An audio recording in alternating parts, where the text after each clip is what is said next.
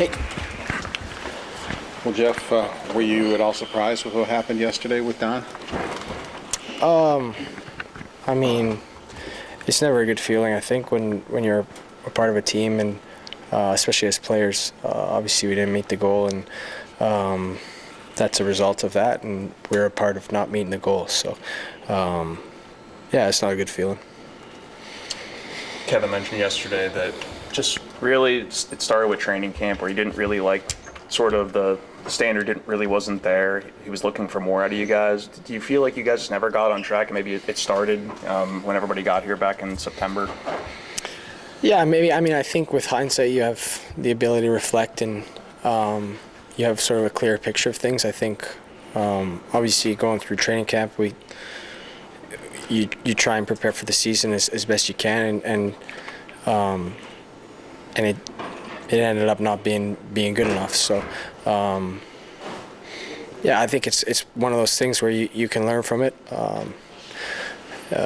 Every training camp you go into, I think you have the opportunity to lean on past experiences, and you kind of take what you've learned in the past and use it moving forward. And I think that's what I or we or everyone in here will do moving forward into next camp. Something else Kevin mentioned yesterday was when looking for the next head coach, he wants head coaching pedigree, NHL experience, but also that you guys are craving accountability. I guess, what does that mean to you? And as someone who's been here for a long time, what are you looking for in the next head coach? Yeah, I mean, that's kind of his job to kind of to lead the search and come up with the right coach. I think as players, I think you control what you can control, and I think that, again, it's one of those things where you lean on past experiences and you take what you've learned and you move forward and you try and do your best with what you have, I think. And yeah, I think as a player, he's not much concerned about sort of the coaching search, because that's not our job, and I'm sure they'll get the right coach, and then as a player you get ready for camp and you get yourself ready to help the team. Jeff, what did Donnie mean to you personally in your game? Oh, I mean, I think he's a great guy, I think, first and foremost, I think, and he cares about his players. I think I've had a few coaches over my NHL career, and I think you can sort of take things from each one. Obviously, they're all coaches in NHL. It's the highest level. They've done a lot of good things to get where they are, and then I think each coach has sort of their own strengths and own sort of things that stand out about them. And for me, I think sort of how much he cares about his players is right at the top of the list. So I think, yeah, I really enjoyed getting to know him and working with him, and yeah, I wish him all the best. Jeff, what happened to that fun-loving team that came out with shorts on at the Heritage Classic in Hamilton? It looks like you guys were coming together at that time. I know it was 2 years ago, but there seemed to be, as Kevin pointed out, some hesitancy in the play this season, and just couldn't get it together. What happened to that fun-loving team back then? Oh, I mean, every season's different. That was kind of like a snapshot of kind of a moment of time. I mean, it's even going through that season, I think there was ups and downs. It just so happened we had some momentum at that time, and I think that's the challenge of playing in the NHL is sort of capturing that momentum and trying to extend it as long as you can. So there'll be ups and downs throughout careers, throughout seasons, and you find a way to manage them and move forward. Jeff, quite a few of the players, including yourself, saw your goal totals go down this season. Why do you think that is? I know you can probably only speak for yourself, but why do you think so many of you saw your goal totals go down? I mean, we didn't score as many goals, I think, is probably a short answer. I think the reason that happened, there's a number of variables that go into it. it's hard to say. It's hard to sort of pinpoint one reason and sort of expand on it. And then I think if there was an easy fix, we would have fixed it. But it's just one of those things where things weren't clicking, or we didn't find a rhythm, or offensively didn't sort of produce sort of up to the standard, and that's what the result was. Jeff, what was the nature of the impact of the Nathan McKinnon hit on you, and how much were you battling through that the rest of the season? I mean, I think every guy plays through injuries at some point. I don't have any. I don't think there was any lasting effects or anything that was nagging at me. I'm 100% healthy, and that's about it. How's this group? Don, I mean, you were struggling when you took over, and you took off right after you took over, and you had career seasons and all that. Just what happened? What did he specifically do for your career that made you find that extra level? It's hard to say. I mean, it's hard to say one thing. I think. I mean, and it's also. I'm not disrespecting him at all. It's a group effort. I think when guys have good seasons individually, it's because the team's playing well, the team's clicking, your line mates are playing well. It's obviously he's the coach and he's kind of steering the ship, and he has a lot to do with it. But I think as far as what he did, again, he's an NHL coach. He's a coach that's gotten to the pinnacle of coaching, and he's gotten there for a reason. He's a good coach. He tries to get the best out of his players, and that's kind of sort of how I think about it. And then everyone else has a role to play in that as well. How does the group in this room need to respond after not only falling short of expectations, but it leading to another coaching change? Yeah, I mean, I think no one in here is satisfied. Everyone is disappointed with the result and frustrated with the result. And I think moving forward, you use that as motivation in whatever way you choose. Kind of, I think every person deals with that kind of thing differently. But I think there's no shortage of motivation and urgency for guys in this room to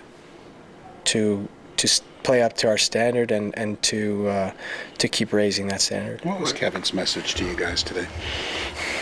I mean, I think to me it's kind of what I just said. I think, and again, it's if you want the message from him, I think he probably got a lot of it yesterday.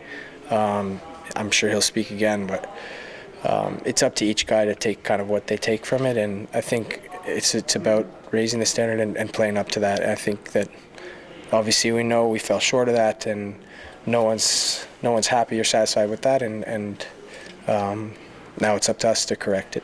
How do you feel about your role moving forward, just given the way your ice time changed a little bit at the end of the year? What's your sense of where you fit in going into next year? I mean, I think I try and help the team win in whatever role. I think that I've been around long enough to sort of be able to evaluate my own play and sort of tweak it into when I'm not satisfied with it, and know kind of what I can contribute and how I can help the team. And I think that's always someone's mindset, but I think the more experience you have, the more in tune you are with what you can bring, and I'm pretty comfortable with kind of where I'm at in that sense. Kevin said competing consistently was an issue with the group. Is that something you need the next coach to address, or is that something that's got to come from you guys from within? I don't know. I mean,